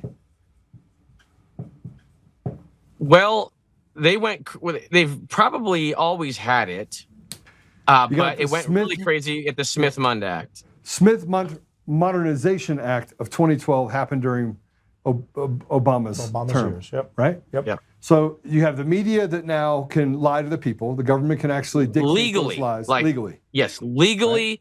Fully legally allowed to lie, cleared to lie legally. Yes, that's correct. Yeah. Defense contractors, have qualified immunity? Of course they do. Right. All right. I'm gonna do something here really quick. This is kind of good here. So this is the cops. Do they have immunity? Depends on the state. Yep. We're not there yet. From a federal side, do they have immunity? Okay, yes, they do. They have immunity, right? Now you have to commit a crime. You have to commit murder. But you could do anything you want to the people, and in large part, they have to rely on the judiciary, who has immunity, so they have immunity, right? Yep. Now the people are right in the middle of this. This is the law. Everything's below it. All these organizations have immunity, right? Who doesn't have immunity? the peasants. People. People don't have immunity. So here's what happened. And this is where we get in some really big trouble. 1645, we had the Magna Carta. In the 1900s, we started exploring the idea that governments need to be able to operate because it was complicated. So the slippery slope is the further we got down the line, the less the people should know. Everything got this classifications. You had classified. Everything became classified. You could argue this happened during World War I and World War II. So then they drew a line and they said, okay, the line is now right there. Here's law. And the person that doesn't have immunity is the people. Now they get to dictate who joins all of these different things. Now let's add in tech companies. Are they above the law? Yep. How about elitists? What did Jeffrey Epstein do? Of course. Did Jeffrey Jeffrey have, Epstein took care of getting blackmail material on the politicians. Yeah. Okay. How about producers and guys in Hollywood? What about Weinstein? Yeah, did he took care of getting all the blackmail material on Hollywood and using them as an influence arm? Absolutely. Above the law, though, right? 25 years above the law? Of course. They work for those in true power. So, yeah, of course. Okay. So this is the executive branch, which is immune, the judiciary, which is judges, and then the legislature is they're all immune from prosecution. Mm-hmm. Right? Mm-hmm. Because they're doing their job, right?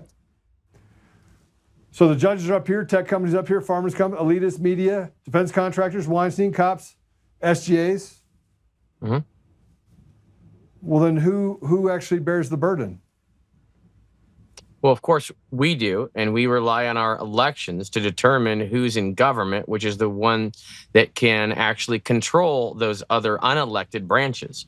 And because the elections have been taken from us, the system of measurement is broken, and they have control of it. So we have no control. That's our only mechanism of nonviolent control is elections. Okay, so where are the elections in all of this?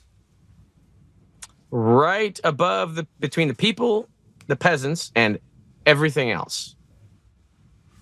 Okay, let's talk about Chud for a second. So Chud, the guy that shot the kid that ran around using the N-word, highly offensive, right? Terrible. $1.25 million. Didn't kill anyone, just shot the guy in the stomach. $1.25 million bail.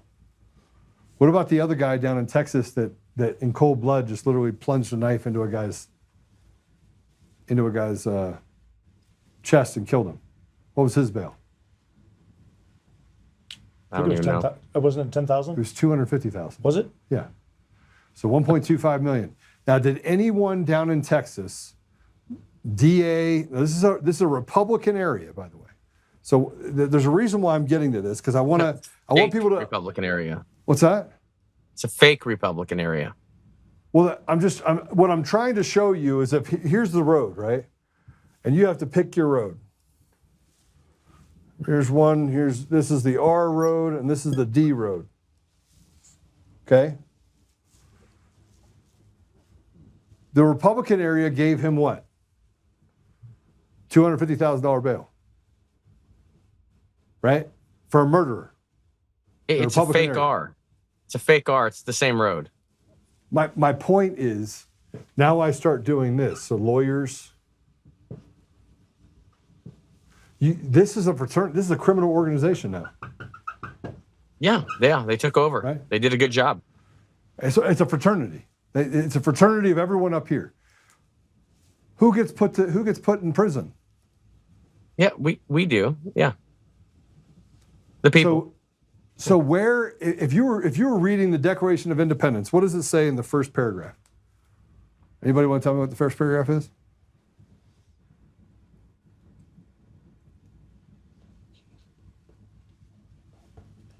Sorry, I was singing Schoolhouse Rock in my head. Yeah. And it really just gets down to the point where it's the second paragraph actually, but at what point that the state or the government stops working for the people, it is our obligation, not our right, to throw them out. Right? Yep. The judiciary, how many lives are lost there? How many people are persecuted by judges, or judges say, you know, you're in contempt of court, or I'm going to fine you, or I'm going to take away your child, or I'm going to... How many times does that happen in each state across the country every day? It happens all over, all the time, and the only way we fix it non-violently is to reclaim our elections. What's our recourse against judges right now? We have none until we reclaim our elections. They could take away your attorney. They could strip you of the ability to have a defense, like they did to Tina Peters. Yep. They can say that you don't have standing, like they did in a majority of the cases in 2020, 2022, 2024. Yeah. They can silence their critics, and you're not allowed, if you're an attorney, are you allowed to talk badly about the judge? No, unless you want to be held in contempt. If you talk badly about the judge, they can strip you of your law license in all 50 states. Yes, the criminal is taking our TV. We get it. Yeah. These aren't politicians that became criminals and decided we're going to create a fraternity. These are criminals that decided they're going to take over this country. They took over the election system to then insert themselves everywhere. They're criminals. All of them. It's a criminal organization. The whole thing. So now that you can see it, you can see right now the executive branch has absolute immunity. The judiciary can do whatever they want. The legislative. Now, who is it that can throw the judges out? Pretty much at this point, no one. No, you have recourse. I'm going to prove a point here. Where is the line of law? It's down here, right? Mm-hmm. Here's the line of law. Now, what do they always tell you in the media? No one is what? Above the law. Yeah. No one is above the law. But they're talking about it in superlatives because they're all above the law. Mm-hmm. And the only way in their checks and balances that they have is that the legislature can impeach the judiciary. But they're all part of the same club, and the people are down here. Because we control the legislature with our election system we don't have control of. So let me just tell you why they hate President Trump. President Trump is like, listen, this is bullshit. You see this line right here, this law line? It needs to go back up here above the area. We need to give people the ability to throw out judges. But in order to actually get this system to be so rock solid that there's nothing you could do about it, they had to eliminate immunity for police officers so that it looked like they were getting rid of immunity. Dead soldiers. They basically sacrificed one of their own, right? And then gave the mandate to the cops, don't do anything to put you in danger. Now, Gonzalez v. Casarac states that you are not responsible for the health or well-being of the people in your community. It is not your obligation to protect them. Go look it up, Supreme Court ruling. Yeah. Right? Yep. Am I wrong? No, you're right. That's why I said it depends on the state. So the cops are now down here with us. President Trump talks very, very well about the cops, doesn't he? You know why? Because they're part of our tribe, the people tribe. Look at everything else that's left up here unchecked. Yep. And what happens when one of the legislatures that's good friends with the executive in the state of Colorado, what's a Sonia, whatever her name is, the legislator, she got charged with 6 counts, 6 felonies, but she's in the same deal, and he did what? She got what? What did the judiciary do for her? Hand slap. She got probation. No jail time. Another one got 100 hours of community service. Where's Tina?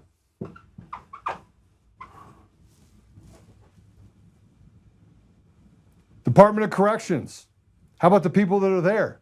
Tina talks about the atrocities that are happening in the Department of Corrections. You think that's the first time that when Tina got there, that's when it started? Not at all. It's been going on for a long time, and it's got worse and worse. And just like our election system is a business, so are our prisons. Here you go. Ready? See that line? That's called the slave line. It's not called the live line, the law line. It's called the slave line. Yep. Every state and the federal government have immunity. You can't sue the state unless you ask permission. Patrick, can they hear you? I can't hear him. Patrick,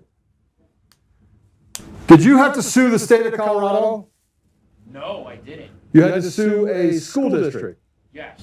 Did you have to ask permission to sue that school district? Yes and no. Okay. We did, but after we filed paperwork, we decided to go a different route through the EEOC.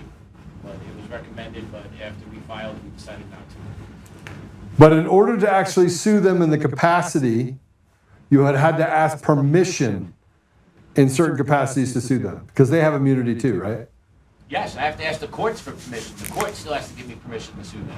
So Department of Education's up here, right? Yes. Do you start seeing what is above the line? What else is above the line? Illegal immigration.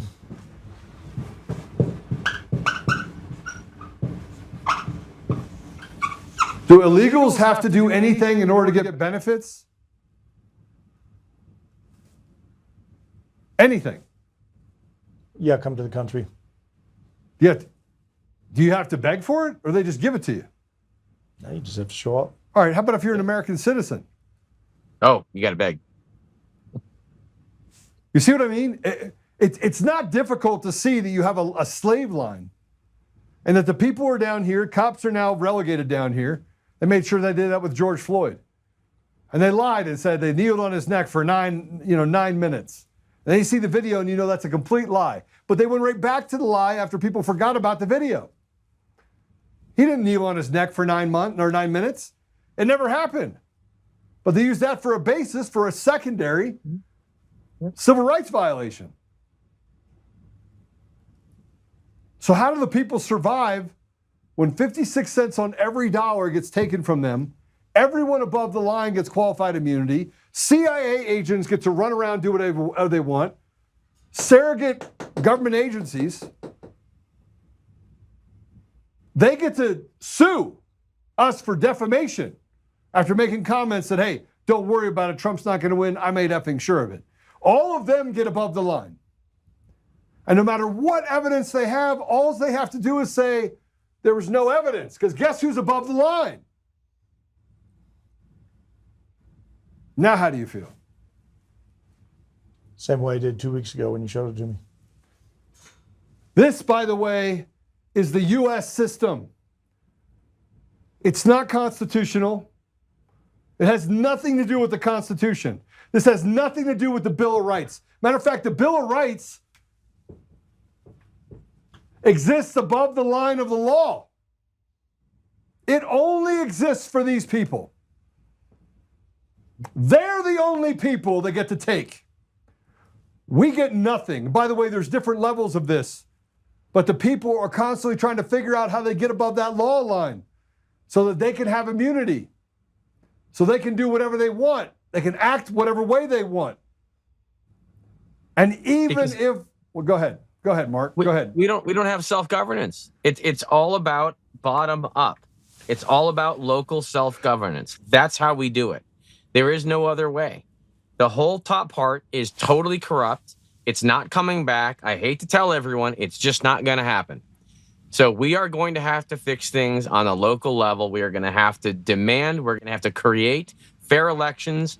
No matter what anyone says, if we have to run elections ourselves, we're going to have to run our elections ourselves. I'm really sorry. I wish I had better news for everyone, but there's a reason. I already went through all this calculation. I did this years ago. I knew exactly where we were going. So I jumped way ahead. That's why I started Hand Count Roadshow, because I knew the people had to be taught how to measure their will so they could choose their local leadership. That's the only way it's going to happen. Unless some miracle happens up top, which I'm sorry, I just don't see happening. We are on our own. So start practicing hand counting your ballots, because we're going to be doing it here probably sooner than you think. How in the world do you exist in a system where the law sits below them and the have-nots feed them?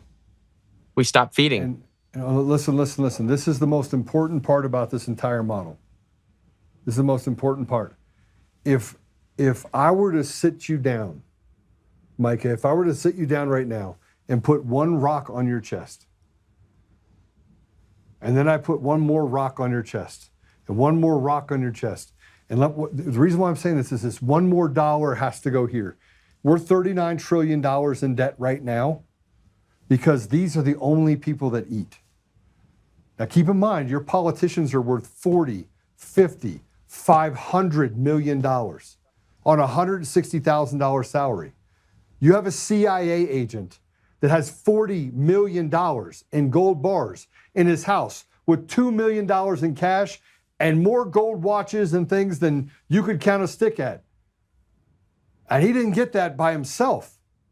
He did it because there was no rules for him. The rule of law is below him. He can act and do whatever he wants.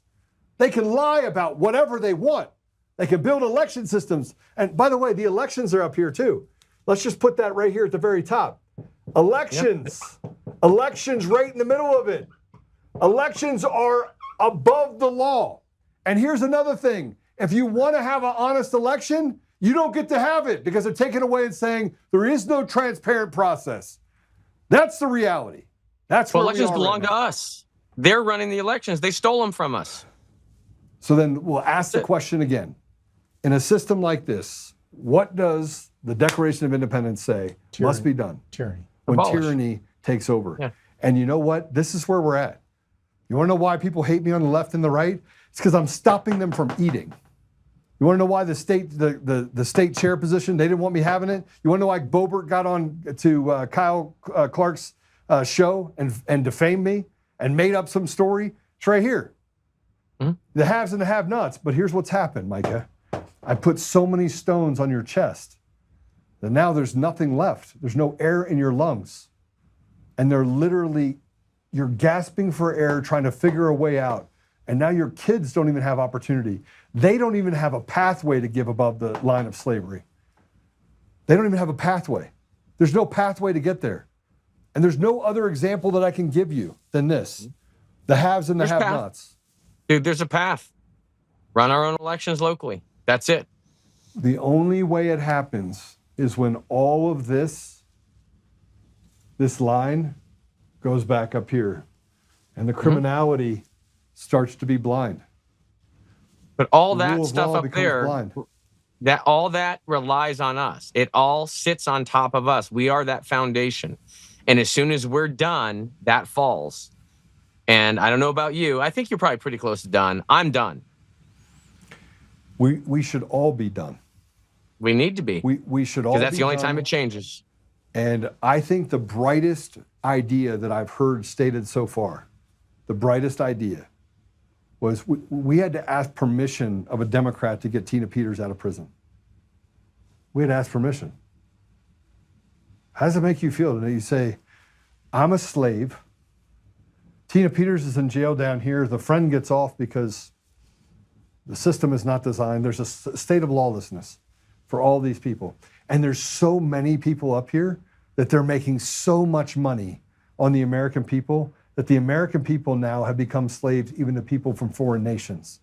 They become slaves to Big Pharma. You must put all this stuff in your body. They become slaves to your Second Amendment doesn't exist because the elections stole it.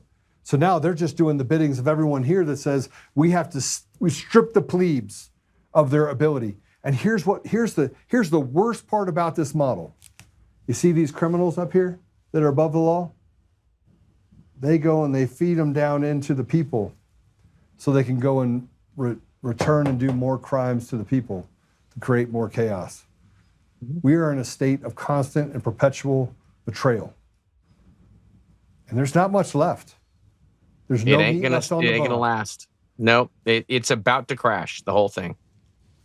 Yeah. And when it does, we got to be able to run our own elections. When you see it this way, though, Mark, it becomes obvious, doesn't it? Yeah. I saw this years ago. This is why I'm doing what I'm doing. A lot of people are like, why would you practice hand counting paper ballots? Paper ballots, hand count paper ballots aren't allowed. I'm like, yeah, you're stuck way back over here. I see exactly where this is going. I know ultimately where we're going to end up and what we're going to need to do. And I wish it wasn't that case, but that's what it is. I just don't see, there is no way out of this until the people run their own elections. It'll never stop. And the only time that these guys are going to give up is when they realize they have no out. When they realize the people are going to be done and they lose control of their little peasants, their slaves, then they're going to start to get scared. But if they don't fear the slaves, then they're not going to stop. So at some point, the slaves need to open their eyes up. They got to decide they don't want to be slaves anymore. And they have to do, ideally, the peaceful way to not be a slave anymore. And I know there are some out there that are waiting for the not peaceful way. And I think you're cowards. Because if you won't lift a finger to do it the peaceful way, and you're just ready for the non-peaceful way, then you're going to cause a lot of people to get hurt. And we don't have to do that. So I hope everyone does what needs to be done to take peaceful action right now, and we can redirect this ship. We don't have to hit the iceberg.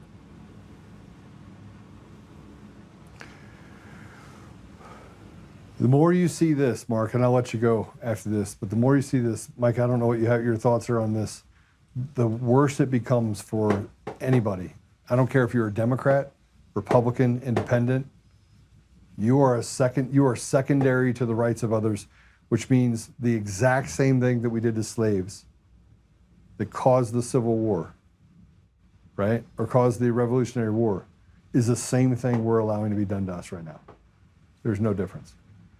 Right. We were ruled over and we were treated as slaves, and we are ruled over and we are treated today like slaves, and they all get away with it. And in order to actually, Patrick, how much did your legal fees cost if you were to do it yourself in that lawsuit? Do you have $1 million? Say it again. Over $1 million. Over $1 million. Do you have $1 million? No, I do not. So how would you have gotten justice if you didn't have somebody step in and pick winners and losers? I wouldn't know. I would have to do it some other way, not through the courts. I would have to do it my own way. So Patrick won because he won the lottery. He had an organization that looks out for people whose rights have been violated, and they said, okay, we'll pick your case. But how many other cases and people get destroyed before that ever happens? Most of them. Most of them. Yeah. And most people, by the way, stay away from this because they don't want to become Tina. They don't want to become Joe. They don't want to become the cop that just got thrown in jail. And everybody wants to run around saying they're too scared because they are. And that's by design. Slaves. That's how you keep them slaves. You keep them too scared to fight. When we have to realize is we far outnumber those that are enslaving us. And when we're done, we're done. And I just, how much longer do people want to put up with this? Like, how much more pain and suffering are people willing to go through until they realize that they're done? Guys, just decide you're done. It's so freeing when you're done. But here's the problem. They're looking for leaders. They're looking for people. This is why Boebert did what she did. This is why Kyle Clark does what he does. Because where are those people on this deal? Where do they see me? Yeah. Right? Go ahead, Mike. Mark, you ever seen the movie Ants? The No. cartoon? No. There's a scene in there, so the grasshoppers control the ants. It's a cute little kids movie, but it's a pretty powerful scene. The grasshoppers say, we have to be careful because if they ever figure out how many of them there are and how many of us there are, so think the 535 versus 350 million, he goes, we're in trouble. And it's a great scene. It's a great takeaway from a cartoon because it's really true. That's where we're at right now. So what we have to do is we got to educate people so they know both sides. We got to educate, but we got to get the people to stop being scared of the big scary monster up there, because when we're all done together, they got nothing on us. They got zero zilch. And they've built the whole thing's an illusion. It's an illusion of control. And we're allowing them. Their power is our blind compliance. That's it. Their power is our fear. Are the military above or below the line? Above. No. It's a good question. No, they're not. They're not supposed to be above, but they are above. No, they're not. They're down here. They can persecute anyone in the military for any reason. They can court-martial them. They can do whatever they want. They can falsify a record. No, I'm talking about the military leadership. I'm talking about I'm talking about the people. Okay, if you're talking about the people, yes. The slaves, yes. Yeah, the slave part of the military is below with us. Yeah. And here's how we know what I'm saying is true. How do we treat veterans? Yeah, exactly. That's all you have to look at. They weren't invited into They the club. throw them away like they're garbage. And by the way, if you go back in time, what were slaves required to do? Fight for these people. Yeah. Now, how does it make you feel? How does it make anybody feel that's looking at this right now? I'm pissed. This is really what's happening to our people. You're talking about the people of Colorado? People like Victor Marx can survive. People like Polis and these guys can to destroy with impunity because they have no standard by which they're held. That's correct. None. Because they're above the line. And it doesn't matter. The law only applies. You know why they picked the 1512 law, which was the law for Enron? It basically was that you obstruction of justice from getting access to, it was supposed to be for files. They used the 1512 law to go after J6ers because there was nothing that they had that would allow for them to go after the people for a constitutionally protected First Amendment right of redress of grievances. Nothing. So they had to make it up. And even when it was found to be unconstitutional, they kept those people in jail past the point that the Constitution stated. Why? Because they're still above the law. And enough people didn't scream and yell to get them out of prison. So they stayed there. Tina Peters was pardoned by the President of the United States, the most powerful office. There is huge precedent that goes back to 1812. That a presidential pardon has absolute ability to pardon for a state crime. It's a checks and balance. But what did they say? He didn't have the authority. The most powerful man in the world did not have the authority to free a 70-year-old Gold Star mom using pardoning powers by a state that captured her, abused her, and then ultimately decided, because they were above the law, all right, I've gotten enough of my pound of flesh, now I'll let you go. And still the election systems are shrouded. And they say it with the media, safest, most secure elections in U.S. history. And in order for the media to help elections, they said, hey, sue me, I'll give you a bunch of money. But it's all above the line, so it's all, guess what? They're all just in this club. Yep. They can do whatever they want. Mark, I appreciate you being with me. Thanks, bro. Thank you. Joe, hang in there. You're good at educating people. and getting them off their butt. So you keep doing what you're doing. God needed you in another location. That's all. He wanted you right where you're at. Yeah. God bless you. God bless you, brother. See you, dude. See ya. I don't know of a better way to look at it. It's on point. I mean, it makes beyond perfect sense. I think it's what everybody's frustrated with. There's two things that I take from this. One, people will not get involved to change it because they feel helpless. They don't feel like there's anything they can do. They can't rally enough people together. And the second thing is as soon as they start, they get beat down. And so that's a wash, rinse, repeat cycle. That's my take. So then how do we do this? How do we take it back? I'm going to sit here and ponder on it. I think it's a great example. I think you guys have to ponder on it too. I think at some point, you've got to decide that what's written on this board is either true or untrue. You get to decide. But keep in mind, they pushed President Trump where?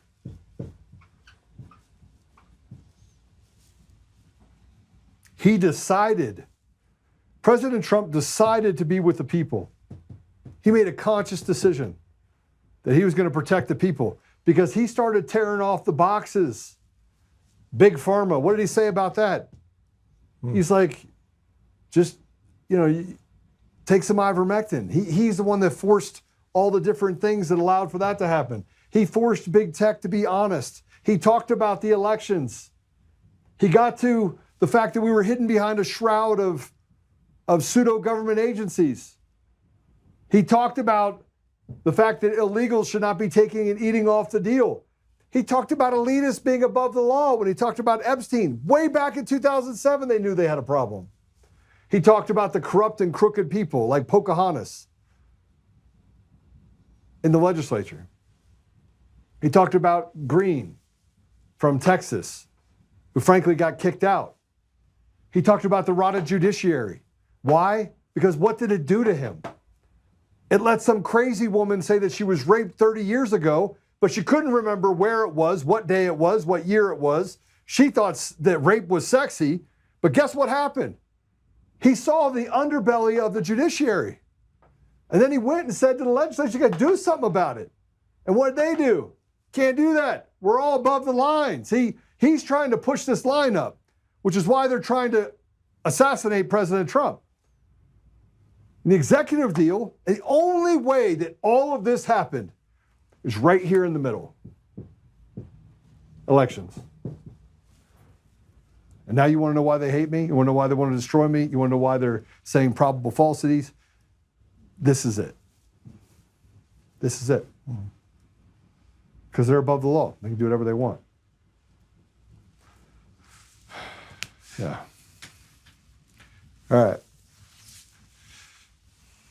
You want to pray us out? I was going to do more stuff, and I was going to talk about where the Magna Carta came from, why it was introduced, when it was actually implemented, but I don't think it matters. I think what has to matter to you, though, is that this is the perfect model. If you ever share a podcast, share this one. Share this one. This is the most important thing, right here. This part right here, because I think I don't care if you're black, white, green, yellow, purple. If you're an American citizen, you are down here and illegals are up here.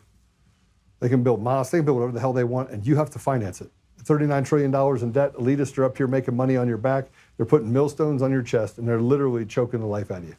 And your children, they have less life than you do. You at least were able to save something up before they actually put the millstone on it, and just hope that you can survive, but you can't. There's too many people up here above the line of the law, and they're just basically abusing the people. There you go. You want to pray us out?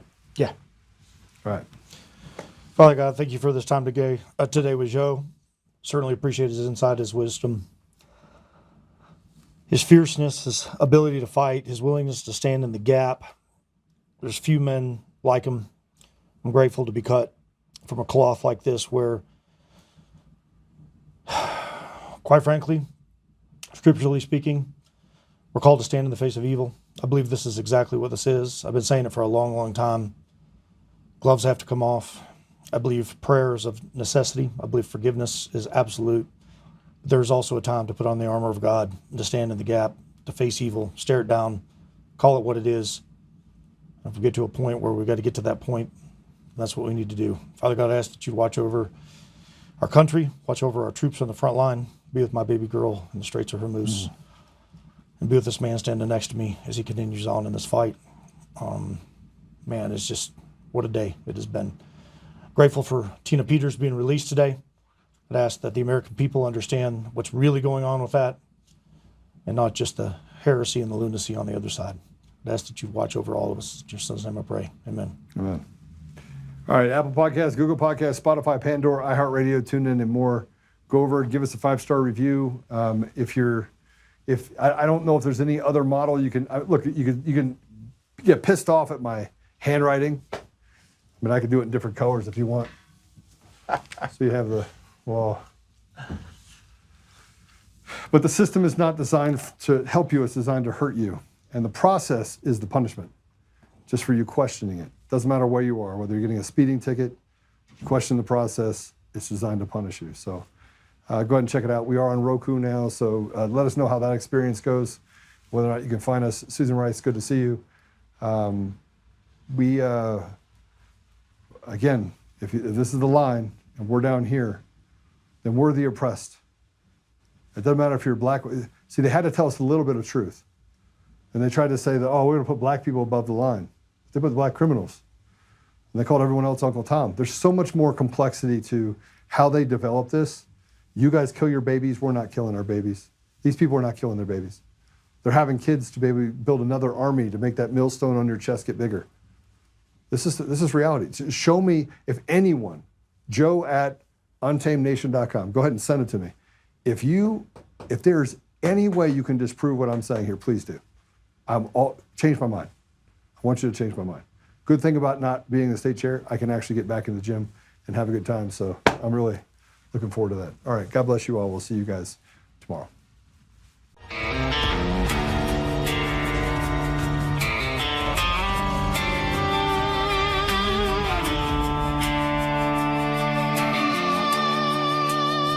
Rise up untamed in the heart of the fight where the wild ones roam. Joe Oltmann's calling, bringing truth back home. From conservative daily to this untamed fire, we shatter the silence, lifting spirits higher. No chains can hold us, no lies can prevail.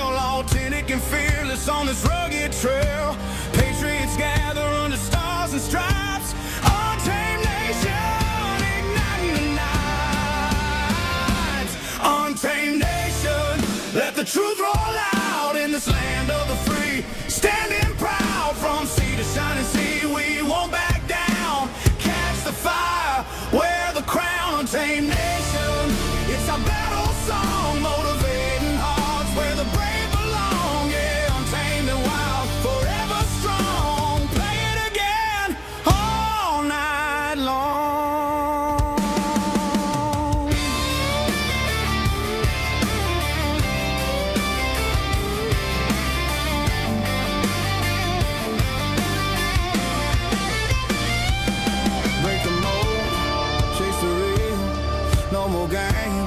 Time to heal. Joe's voice leads the untamed crew. Truth matters through and through. Untamed nation, let the truth roll out in this land of the free. Standing proud from sea to shining sea, we won't back down. Catch the fire, wear the crown. Untamed nation, it's our battle song, motivating hearts where the brave belong.